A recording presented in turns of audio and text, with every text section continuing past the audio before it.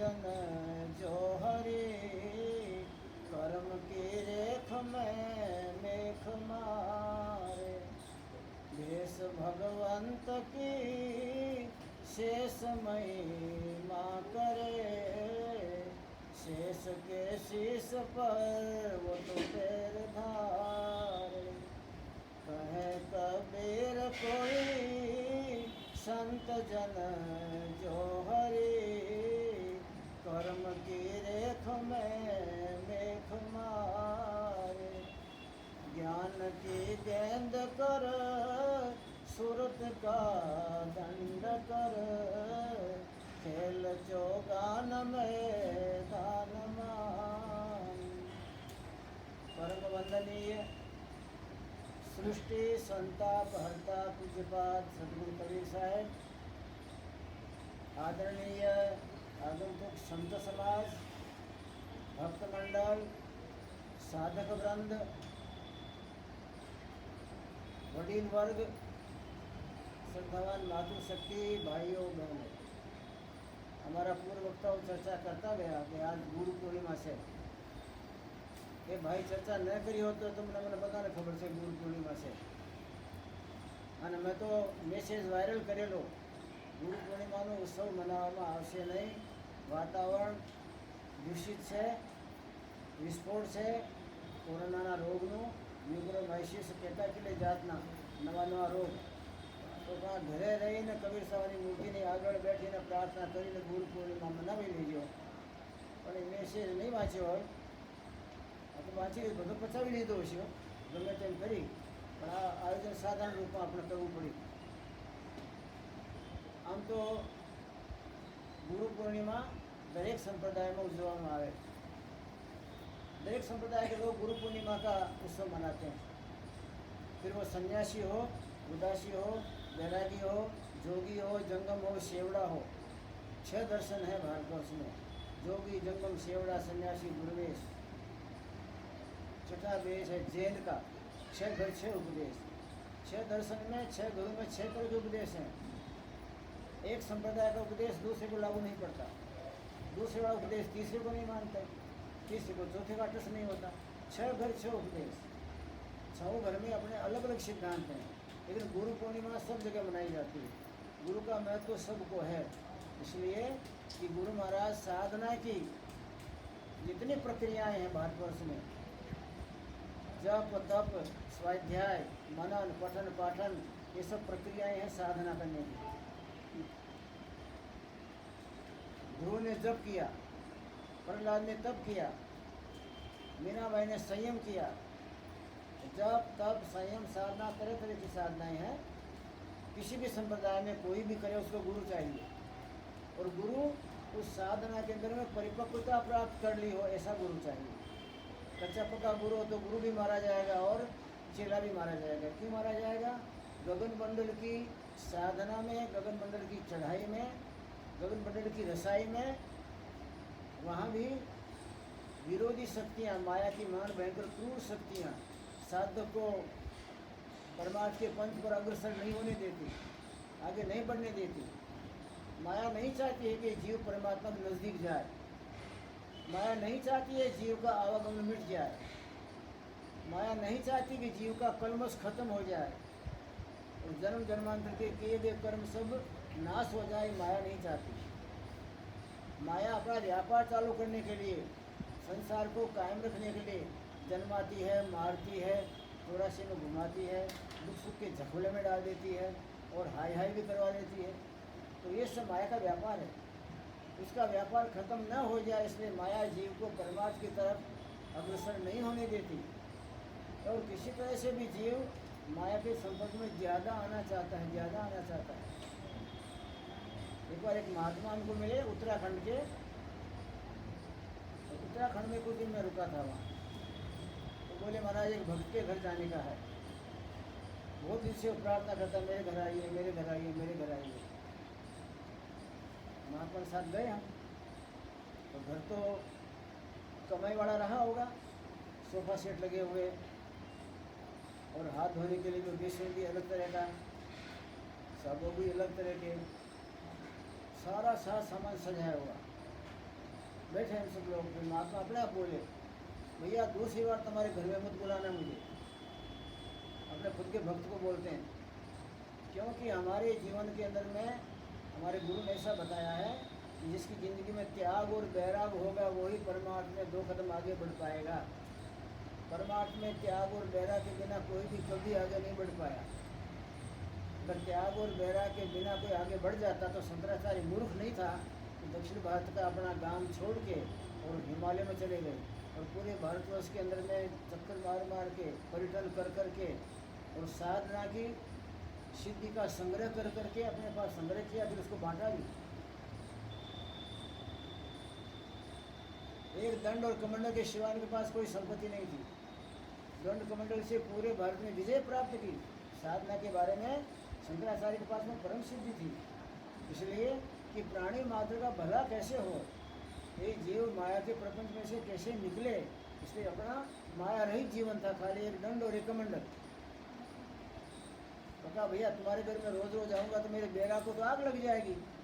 तेरे घर में बैठने को सोफा सेट है और उनको भोजन का टाइम हुआ तो चांदी की थाली आई।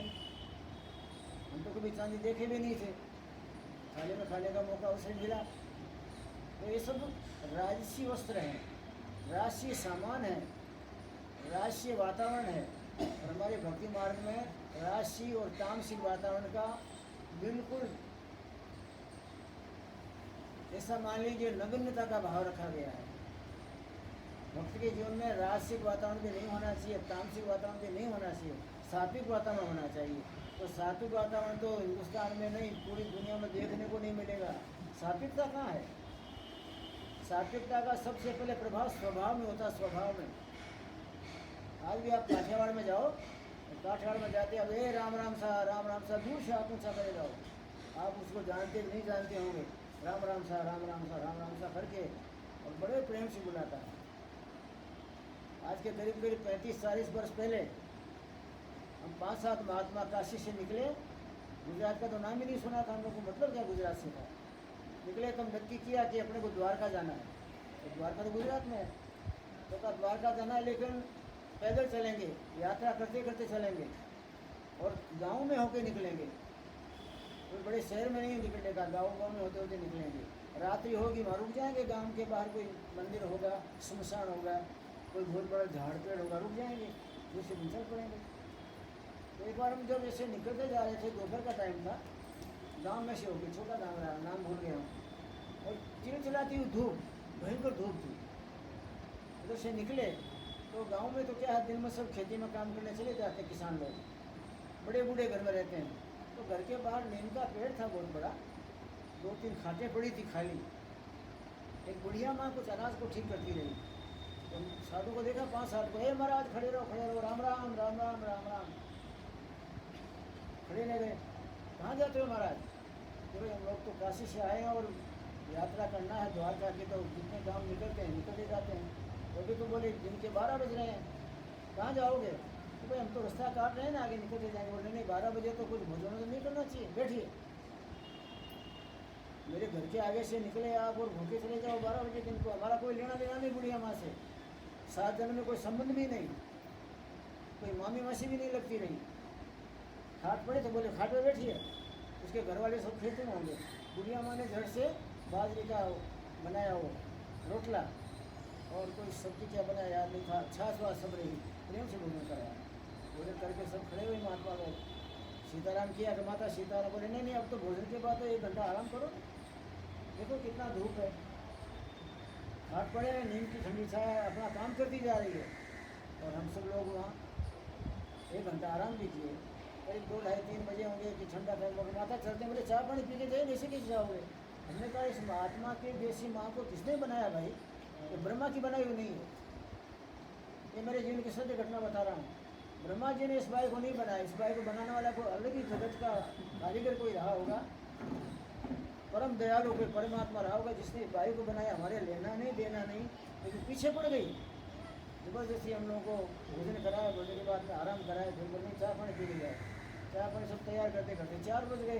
फिर बोले अब तो शाम को मेरे घर वाले को आपको देखा भी नहीं, तो पिता लोग ऐसा हो जाएगा, अरे महात्मा लोग आए थे, काशी से आए थे, अब तुमने जाने क्यों दिया, मुझे मुश्किल में डालते हो महाराज। हैरान कर देंगे मुझको तो। और दौड़ेगा तो आप मिलोगे कहाँ, तो जाने तो नहीं दूँगी। हमने कहा माता जी नमस्कार करते हैं आपको बारंबार, उनको रास्ता काटने का। बोले नहीं, घर वालों को तो हमको मिलना पड़ेगा, मेरे लड़के हैं बच्चे हैं, उनका है। काशी का महात्मा कब देखा होगा। हमने कहा भाई भाई के मुँह से तो ब्रह्म वाक्य निकलते हैं, क्या बताऊँ। आज तक मैंने कोई वेद पढ़ा हुआ ऐसा महात्मा नहीं देखा होगा जिसने कलेजा निकाल के डाल दिया हो। भाई ने कलेजा निकाल के डाल दिया, और जान अजान होते हुए रुकना पड़ा, क्या करें।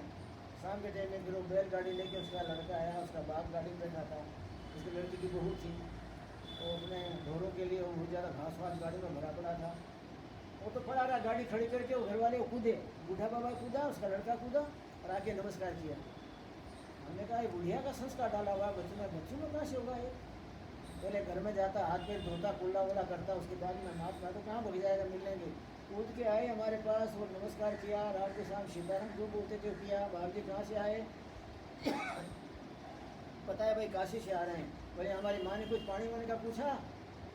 हमने कहा इस घर के अंदर, पूरे घर के अंदर से ये मालूम क्या बात है, ये सारा का सारा संस्कार कहाँ से घूम गया भाई। रात को नहीं जाने दिया हम लोगों को। फिर रात को बना बाजरी का रोटला, फिर साग, फिर दूध, शाम को दूध। हम लोग काठियावाड़ी दूध के साथ ही शाम को भोजन करते हैं, दूध के बिना नहीं करते। वो सब कराया, उसके बाद में सब प्रेम से बैठे। बोले महाराज अब काशी की कुछ बात करो। हमने कहा भाई तुम खेती वाले आदमी हो, अपने खेती में काम करने वाले हो, मजदूर आदमी हो, दिन भर मजदूरी जैसा मेहनत किया हुआ आराम करोगे ना। बोले आराम तो ज़िंदगी भर करते हैं, तो खेती तो हमारे गले पड़ी हुई है, लेकिन महात्मा कहाँ आएंगे, तो चर्चा करिए। तो अरे अलग अलग महात्मा ने 5-10 मिनट चर्चा किया। फिर बोले अब तो दूसरे दिन तो बोले हमारे आसपास के बुलाए, हमने कहा अब तो हम जाएंगे दूसरा। मैंने कहा ये काठियावाड़ है कि क्या है पता नहीं, एक जेल है भाई, बिना हथकड़ी बेड़ी की जेल है काठियावाड़। आपको मान ले तो छोड़े ही नहीं, छोड़े ही नहीं। हमने उस गांव का नाम लिख रखा था, पर 40 वर्ष हो गया मैं गाँव का नाम भूल गया। तो जलाराम बापा के गांव में से, उनकी समाधि से वहाँ से निकल के आए तो गाँव आया था वो। अब बुढ़िया माँ तो परम धाम गई होगी, लड़के बच्चे भी 40 साल के बाद कहाँ कुछ होंगे, लेकिन वो है कि नहीं, लेकिन मेरे दिमाग में आज तक भी है। तो जिसके यहाँ घर के अंदर आप जाइए, राशिक सामान सजा सजाया है, वहाँ जाते ही आपको त्याग वैराग की कोई हवा नहीं मिलेगी, वातावरण नहीं मिलेगा। महात्मा के लिए ठीक नहीं है। जैसे संतों ने कहा है अगर आपको भजन करना है तो घर में सरलता होनी चाहिए, तामसिक पदार्थों का भी अंदर घर में संग्रह नहीं होना चाहिए, राशिक सामान भी जिसमें रजोगुण पैदा होता हो, वैभव, राशि माने वैभव, वैभवी सामान भी नहीं होना चाहिए। ये वैभवी सामान होने से आपके त्याग में और वैराग के अंदर में मुश्किलें आती है, तकलीफ पड़ती है, टूटता है वो, आपकी वृत्ति कहीं कहीं किसी वस्तु में जाएगी।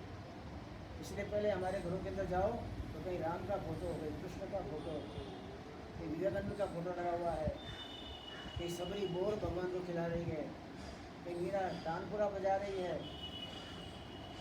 कृष्ण के आगे नृत्य कर रही है, कहाँ संत कबीर साहब विराजमान है, गंगा का पानी प्रवाह बह रहा है। तो गंगा का पानी प्रवाह बहता जा रहा है, फोटो आप देखोगे संत कबीर विराजमान है, नेत्र बंद है, तो मैं सिनेमा घर में गया हूँ ऐसा थोड़ी भावना होगी, कभी नहीं होगी।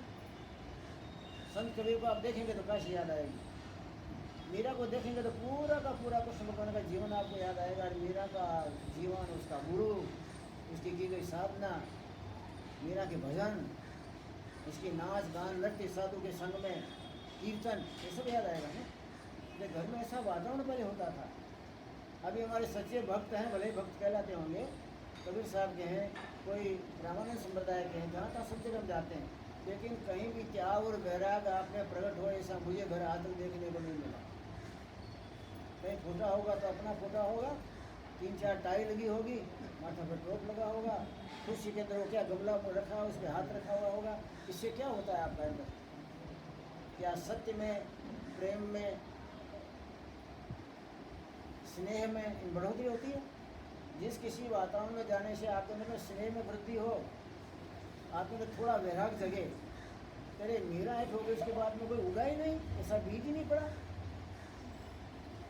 एक मर्द की बच्ची जन्मी सो जन्मी डंका मार गई, उसके बाद में सारा शून्य क्यों हो गया? क्या कारण है? यही कारण है कि हमारे घरों के अंदर आज धीरे धीरे पाश्चात्य संस्कृति भूमिका प्राप्त कर रही है। पाश्चात्य संस्कृति पिछले दरवाजे से घुस रही है हमारे घरों के अंदर में, तो घुसने के बाद में हमारी सात्विक तरफ खत्म करती जा रही है।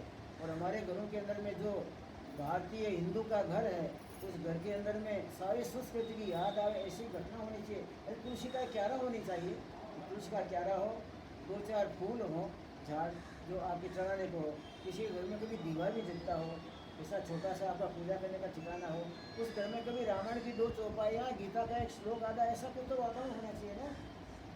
नहीं देखते हम ऐसा।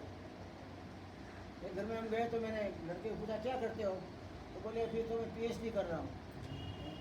मैंने कहा PhD कर रहे तो कितना हो, मैं तो जानता नहीं कितना हो गया। बोले मेरे को करीब करीब 16 साल हो गए पढ़ते हुए और PhD कर रहा हूँ। मैंने कहा अपने भारतीय संस्कृति के 5 ग्रंथ का नाम गिना दो। भारतीय संस्कृति के तुम PhD करते हो तो बहुत बड़े विद्वान हो, कितने ग्रंथ पढ़े होंगे। तो भारतीय संस्कृति के अंदर में ज़्यादा प्रसिद्ध ऐसे 5 ग्रंथ गिनाओ मेरे को। तो बोला एक तो रामायण, तो मैंने कहा बराबर है। दूसरा बोले भागवत, तो ये 2 गली गली में चलती है रामायण भागवत। तीसरा बोले गीता में, गीता का श्लोक बोल दे, गीता का श्लोक में इसका बाप बोल दे, इसका बाप ने बोला होगा लड़का बोलेगा ना। बाप ने कोई श्लोक बोला नहीं कभी जिंदगी में गीता का, तो लड़का बेचारा कहाँ से बोलता, नहीं बोल पाया। मैंने कहा रे भला आदमी, भारतीय संस्कृति में तुम्हारा जन्म है, तुम्हारी माता ने भारतीय संस्कृति की लोरियाँ नहीं गाई होंगी।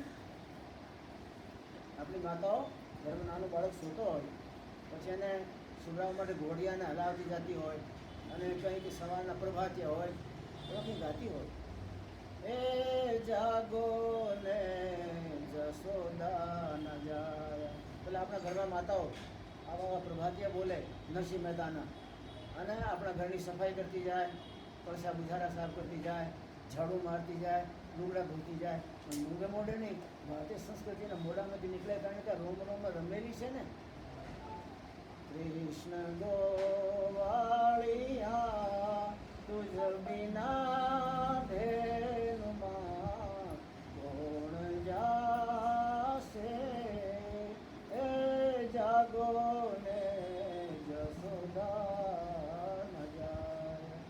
હવે એવામાં સવારના ટાઈમે બાળકો તો સૂતા હોય, પણ હા આંધળા થઈને ન સૂતા હોય, અઘોરી ઊંઘમાં નહીં સૂતા હોય, સવારમાં તો જાગવાનો ટાઈમ હોય ને 6 વાગે, એ ટાઈમે બાળકો અડધી નીંદ હોય પડતા ફેરતા હોય, અને એ એના કાનમાં જાય તો એને એમ લાગે કે અરે યાર મારી બાઈ મને કૃષ્ણ એને કાનુડો ગણે છે, આ તો મારો ઘર તો ગોપડિયા ગામ જેવો છે, અને આવો દિવ્ય વાતાવરણ બની જતું। એ વાતાવરણ અંદર માતા ગાતી જાય, બાળકો સાંભળતા જાય, ઘરનું કામ થતું જાય, એ ઘરનું ઉઠેલું બાળક હાલમાં એને માને અને બાપાને પગે લાગે જ, કારણ કે તમે સીધો વૃંદાવન તમારા ઘરમાં ઉતાર્યું છે, આખા ગોકુળનું વાતાવરણ તમારા ઘરમાં તમે નિર્મિત કર્યો છે, પણ આજે આ ભારતીય સંસ્કૃતિ તમારા મારા ઘરની સંસ્કૃતિનો સત્યાનાશ કર્યો છે।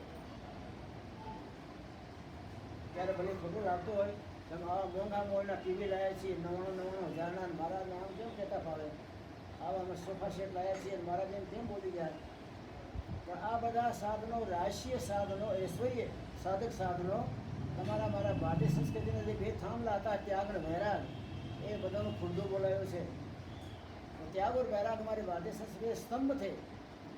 तो भारतीय संस्कृति के स्तंभों को इन बाहर के वातावरण वाले ऐश्वर्य और वैभव के साथ सामान ने उन सबका सत्यानाश किया। आज कहीं भी जाते हैं किसी गांव में साधु का स्थान भी है तो कुटिया उठिया नहीं है वहाँ। पहले कुटियाओं के अंदर हमने साधु को कितने को देखा है। गोकुल वृंदावन जाते तो जमुना किनारे किनारे साधु माता की पहले कुटियाएँ हुआ करती थी, अब तो आश्रम बन गए, सब आश्रम में आगे गाड़ी खड़ी है जैसे अपने खड़ी है। वो कुटियाओं के अंदर साधु बैठे रहते थे, उनकी मुट्ठी में ब्रह्म पकड़ा रहता था। त्याग और वैराग की मूर्ति स्पष्ट भाई, जिसमें देखो तो आपको त्याग वैराग की याद ही आ जाए। ऐसे महात्मा कुटिया में रहते थे और मानो ब्रह्म को मुट्ठी में पकड़ के बैठा हो ऐसा आदमी। जब इच्छा हो तो ब्रह्म को छोड़े, इच्छा हो तो पकड़ लो। खाली कुटिया में नहीं, बस्ती उसके बाप की। तो सारे संसार के सब साधनों का निचोड़ परम सत्य अपने जीवन में उतारा हो, ऐसे महात्माओं के दर्शन करे होते थे और कुटिया में बैठे रहते थे।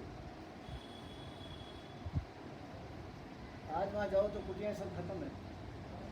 धीरे धीरे भारतीय संस्कृति हमारी खत्म होता है, अवशेष को जाती जा रही है, शेष होती जा रही है।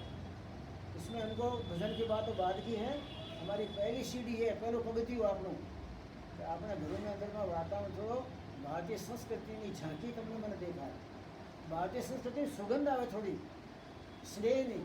જે મળે મેં માતાજીની વાત કરી, કાઠિયાવાડી માતા ક્યાંય ભણવા નહીં ગઈ હોય, મને એવો વિશ્વાસ છે કે એને કહું કે બા કહે લખો તો કહે લખતા વખતા નહીં આવડતો હોય, પણ જ્યારે વેદ પાણી ભરે ભાઈ એના જીવનની આવી તો દિવ્યતા, આવું જીવન ક્યાંથી જીવી લીધું એણે.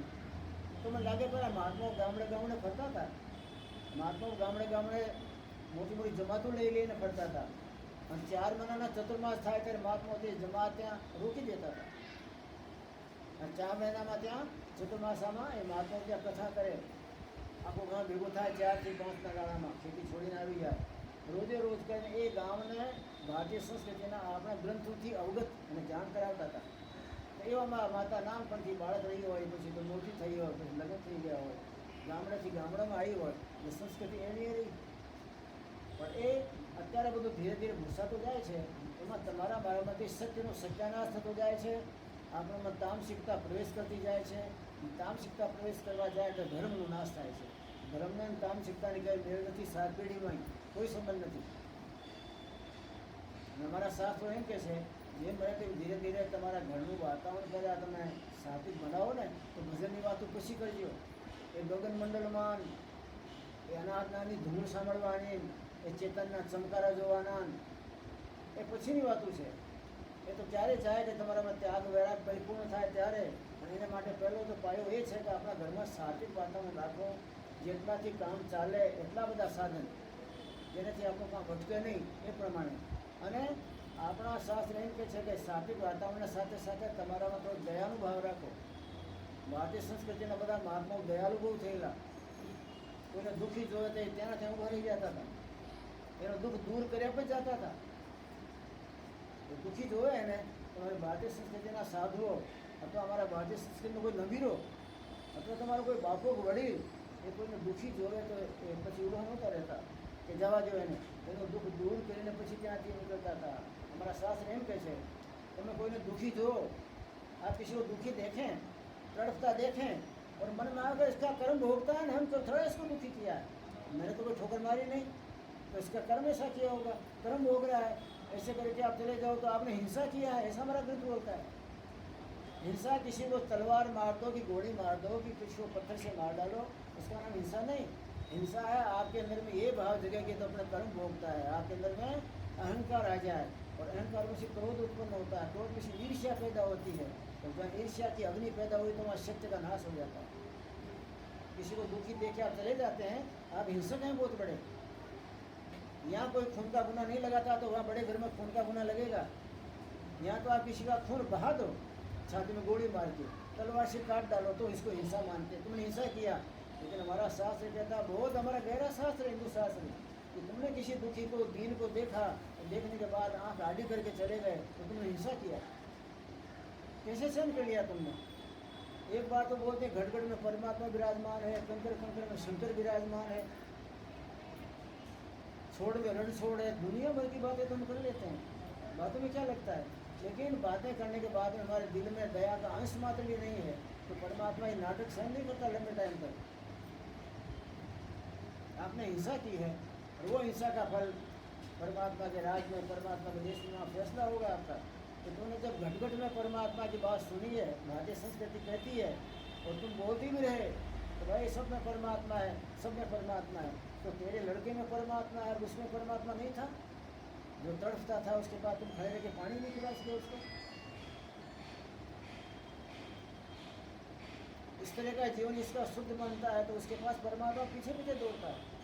आप किसी दुखी और गरीब की सेवा में लग जाओ, आपका काम छोड़ दो, तो कहते हैं कि परमात्मा के आपके पीछे खड़ा रहता है, आपकी हर क्रिया को देखता है वो. तो देखो ये मेरा बच्चा है, मेरे दूसरे बच्चे को ठीक कर रहा है, वो भी तो परमात्मा का बच्चा है ना. आप परमात्मा के बालक हो तो जो बेचारा दुखी है, दीन है, ये तो वो परमात्मा का ही है ना. तो एक बाप जब खड़ा हो और बड़े लड़के को छोटे बच्चे की सेवा करते देखे तो बाप राजी नहीं होगा. तो धीरे धीरे हमारी ये सब संस्कृति की दिव्यताएँ खत्म होती जाती हैं. इससे हमारे भारतीय संस्कृति में एक कमजोरी की महसूस भावना हम लोग करते हैं कि कमज़ोर हमारी संस्कृति हो रही है. अपने घर का वातावरण ऐसा बनाइए, कोई आपके घर में आओ तो लगे ये भगत का घर है. एकदम माला टंगी रहनी चाहिए खिड़की के ऊपर, घर में खूंटी हो एकदम माला टंगी रहनी चाहिए. शाम सवेरे कोई बात नहीं तो बड़ी बुढ़िया माँ बैठ कर माला घुमावे, गले कुछ भी घुमावे, लेकिन देखने वाले को सात्विकता जगेगी तो इस घर के अंदर में भजन सत्संग का प्रभाव है। कहीं एक दो रामायण की, गीता की पुस्तक रखी रहनी चाहिए।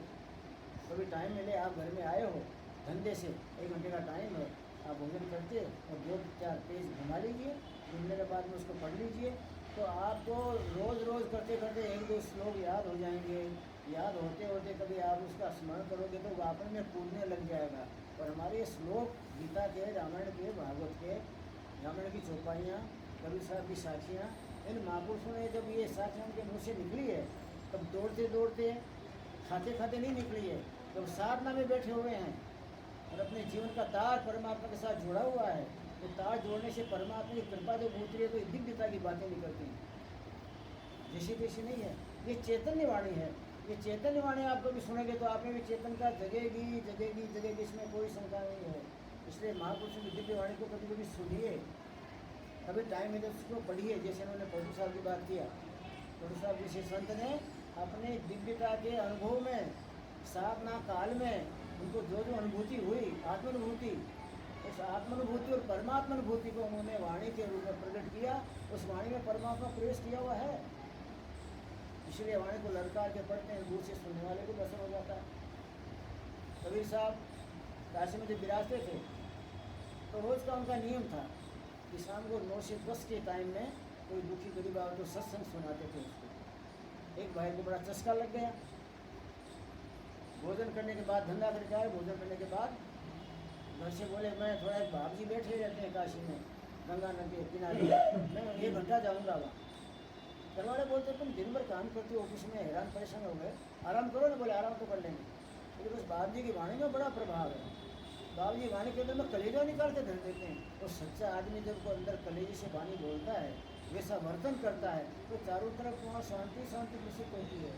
नियम है ऐसा, आप जैसा बोलते हो वैसा चलते हो तो वहाँ सत्य बरसता है, परमात्मा की दया बरसती है वहाँ। जो आदमी सत्य बोलता और साचा चलता हो तो साचा ही जीवन जिए, साचा ही बोलिए और साचा ही चलिए, परमात्मा की कृपा बरसती है वहाँ, दिव्यता दिव्यता हो जाती है। बोले बाबी क्या मालूम, वो वाणी बोलते हैं तो उनको आनंद आनंद आ जाता है, जोर जाता रहा।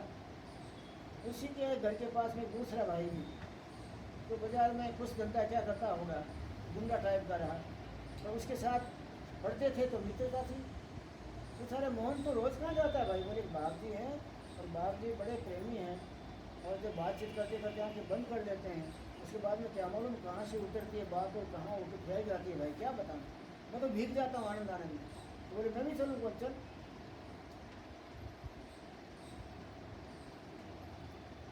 आए दोनों, पुलिस साहब वाणी बोलते थे बैठे बैठे, कोई नहीं आया, देर हो गई थी तो वाणी बोलते थे, भाई रे बहुत बहुत क्या कहिए, हे भाई हो बहुत बहुत में क्या कहें, कुछ कहने जैसा है नहीं। सारे संसार ने झूठ और प्रपंच को पहन लिया है तो बहुत बहुत क्या कहूँ, कोई मेरी बात मानेंगे।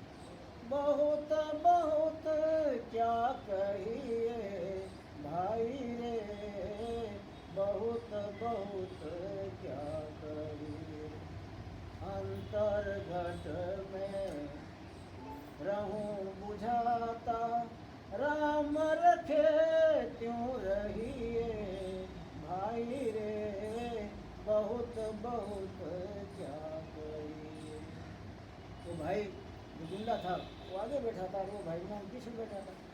तो उसने समझा कि भाई रे भाई तो मुझे ही कह रहे हैं क्या, मुझे तो भाई कोई नहीं कहा आज तक, मेरे को तो सब थूकते हैं और मैं तो गुंडों में दाखिल हूँ, लोग कहते हैं बदमाश है बदमाश है बदमाश है, मेरे पास कोई नहीं आता। तो बड़ा संकट है भाई, बहुत बहुत क्या कहें। हमारे मन में तो एक विचार आएगा, राम रखे तो रहिए, परमात्मा रखे, परमात्मा जैसे रहता है रहना चाहिए। खुश हो गया हो तो एक परम संत ने मुझे भाई तो कहा आज, और संत महात्मा सबको भाई तो मानते हैं, उनका कहाँ कोई दुश्मन है। भाई बहुत बहुत क्या कहिए भैया, ज़्यादा ज़्यादा तो मतलब संबोधन से बात करते हो, आपस में 2 आदमी बात करते हैं तो संबोधन करते हैं, हे भाई, अरे मोटा या संभल, इसको संबोधन करके इशारा करके। तो उस का मुझे इशारा कर रहे हैं और मुझे भाई कह दिया इतने बड़े संत ने। उस दिन फिर बोला मोहन कब जाओगे सत्संग में, बोले क्यों, बोले मैं भी आऊँगा।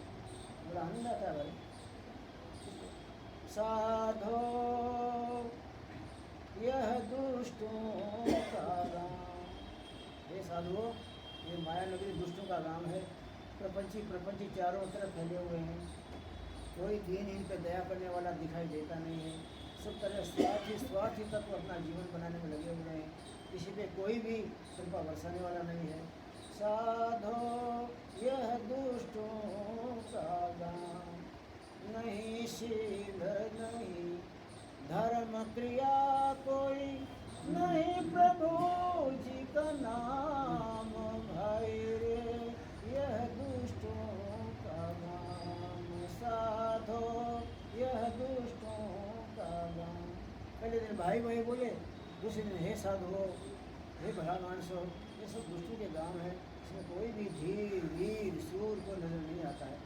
उसने कहा मुझे साधु कैसे करने लग गया बाबू, मैं साधु कहाँ हूँ भाई, मैं तो बड़ा दुष्ट हूँ। एक दिन भैया सुना, दूसरे दिन साधु सुना, और तीसरे दिन हरि बिन को मेरा। है भैया, हरि के दास हो आप सब लोग। हरि बिन आपका कोई नहीं है। किसी के ऊपर भरोसा नहीं करना, परमात्मा भरोसा करना। ये भाई टाइम के लिए चालू हो गया। एक दिन आके रोने लग गया। अरे बाप जी कंठी वंठी हो तो मुझे बांध दी। सारी ज़िंदगी बर्बाद कर डाली मैंने। इसी तरह से कभी मैंने परमात्मा का नाम लिया नहीं। लेकिन पहले दिन आपने मुझे भाई करके संबोधित किया। भाई बहन मेरे साथ बात करी। मुझे जैसे मैंने साधु जेवा आपके जो है साधु, किसी जैसा आपको तो हे भाई હરિનો દાસ બની ગયા। મારામાં કોઈ ગુણ નથી હું દાસ પરમાત્માનો, નથી સાધુતા મારામાં, નથી મારામાં ભાઈપણું। તમારા જેવા સાધુને મારા દુર્ગुण કેમ દેખાણા નહીં? तो भाई मैं दुर्गुण देखने को सद्गुण देखने को नहीं बैठा हुआ हूँ। मैं तो परमात्मा का नाम लेता हूँ तो सबको भाई मानता हूँ, उनको एक को नहीं। परमात्मा का नाम लेता हूँ, उसका गुणगान गाता हूँ, सबको साधु ही मान के कहता हूँ हे साधु हो। ये मुर्दों का काम, ये दुनिया तो मुर्दों का काम है। मैं तो सबको दास ही मानता हूँ। परमात्मा के दास बनो। मैं बाप की बात सब आपका दास ही बन गया। अपना दास की बात कर दिया, कंठ मान दीजिए। तो आपना मारा अंदर में जेवा भाव निकलता हो, जेवो तमने મને આત્માનો અનુભવ થયો હોય, જેવી તમારી મારી સાધના હોય, એ પ્રમાણે અંદરના ભાવ નીકળે। અને ભાવ નીકળે તો જરૂર બહારના વાતાવરણ પર પ્રભાવ નાખે। સાધુનું સ્વભાવ વાતાવરણને દિવ્ય બનાવે, સંસારનો સ્વભાવ આ જગતને માયામય બનાવે, અને ગુંડાનો સ્વભાવ આ સંસારને દોજખ નર્ક બનાવે। એટલે અમારા સંતો કહે છે ક્યારેક સંતના સત્સંગમાં જાયા કરો। સંતના સત્સંગમાં જવાથી સંતે જે રાતે પરમાત્મા સાથે પોતાની જાતને જોડી હોય, આપણે તો ક્યારે આપણી જાતને પરમાત્મા સાથે જોડી નથી, તોડી છે। તો સાધુ ક્યારેક પોતાની જાતને પરમાત્મા સાથે જોડે છે। એને હાય લાગે તો આખા જગતનું ખાઉં છું મફતનું, પરસેવો તો કંઈ હું બહાતો નથી, પરસેવો પાડતો નથી, પરસેવો પાડે છે કોક ને પરસેવો હું ખાઉં છું। એ પરમાત્માનું ક્યારેક એનું ભલો તો કરજો। એવી એને હાય ક્યારેક લાગે પોતાની જાત ઉપર, તો ક્યારેક જાગે અને જાગીને પોતાની સાથે પરમાત્માના સ્પંદનમાં, પરમાત્માના સ્પર્શમાં, જો એને ધ્યાન ભજનની પ્રક્રિયા આવડતી હોય તો પરમાત્માની ઝાંકીમાં એ પ્રાર્થના કરે કે જેના ઘરનું દાણું ખાધું હોય એ પરમાત્મા જે મને ખાધું હોય એનું ભલું કરજો। તો એ માણસનું પરબારું ભલું થાય। પણ જે કોઈ ટચમી ના આવે તો કોની વાત કરે? પથરાનું ભલું થાય એમ કેમ? કોઈ આવ્યો હોય, ગયો હોય ને જોયો હોય તો એની યાદી આવે તો કે બાપજી આવે છે એનું ભલું કરજો। એ માણસ છે સત્સંગમાં પ્રીતિ રાખે એનું ભલું કરજો। તો સાધુ મહાત્માની વાત પરમાત્મા માને છે। અમારા શાસ્ત્રો એમ કહે છે એ ઉદ્ધવ બીજાની કોઈની વાત નથી માનતો, ભૂપાના ભૂ કોઈ નથી માનતો, પણ સંત મુજે બહુ પ્યારે, મને સંત મહાત્મા બહુ હાલે છે। એ સંતો મને આવીને કોઈની વાત કરે તો મને ગમે। ઉદ્ધવ સંત ક્યારેય પોતાના માટે નથી કીધો કે મારું આમ કરો ને મારું તો આમ કરો ને મારું એમ કરો। એ પરમાત્મા ઓજાને એમ કરજો, ઓજાનું આમ કરી દેજો, ઓજાનું આમ કરી દેજો, એ મને બહુ ગમે। સંત મહાત્મા પોતાના દેહ માટે, પોતાના સ્વાર્થ માટે, પોતાની વાહવાહી માટે ક્યારેય વાત નથી કરતા। તો એ કરવા ગયો તો સાધુ નથી, શેતાન છે। બીજાનું ભલું થાય, બીજાનું ભલું થાય, બીજાનું ભલું થાય, એનું ભલું કેમ થાય? આ મૃત્યુલોકના પ્રપંચમાંથી કીચડમાંથી નીકળે કેમ? એના જન્માંતરના પાપ બળીને ભસ્મ કેમ થાય? આ બે ડગલા પરમાત્મા નજીક કેમ થાય? આવી જેને ભાવના જાગે એ સાધુ પર પરમાત્મા કહે છે હું એના પર ઢોળાઈ જાઉં છું, પરમાત્મા ઢોળાઈ જાય। તો આપણી જિંદગીમાં સાધુનો સંગ થોડો રાખજો, કારણ સાધુના સંગમાંથી આપણા પર પરમાત્માની કૃપા ઉતરે। સાધુના સંગમાં ભક્તિનો રંગ છે, થોડો તમને મને રંગ લાગશે। અને સાધુના સંગમાં તમારી મારી ભલાઈનું ભળપણનું અવકાશ છે। એ સાધુ ક્યારેક તમારે મારા માટે પ્રાર્થના કરશે કે એને પરમાત્મા પંથે ચઢાવો પરમાત્મા। તો પરમાત્મા પણ ત્યાં પરમાત્માની કૃપા થાય તો આપણને ચડતા કોઈ વાર ન લાગે.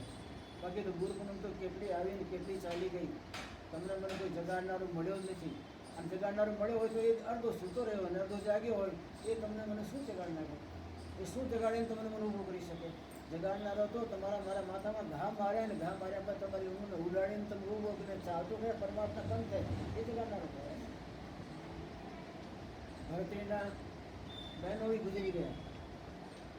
બંગાળના રાજા, પૂરા બંગાળ દેશના, અત્યારે આપણે જ્યારે પશ્ચિમ બંગાળ કહીએ એ બંગાળના રાજા એ ગોપીચંદના બાપ અને ભરતરીના ભાણેજ થાય.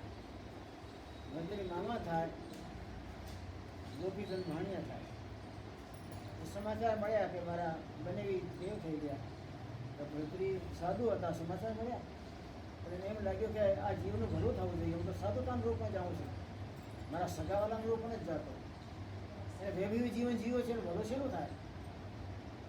એને ક્યારેય પોતાના મોઢામાંથી કોળીઓ કાઢીને બીજાના મોઢામાં નાખ્યો જ નથી, ભલું ન થાય.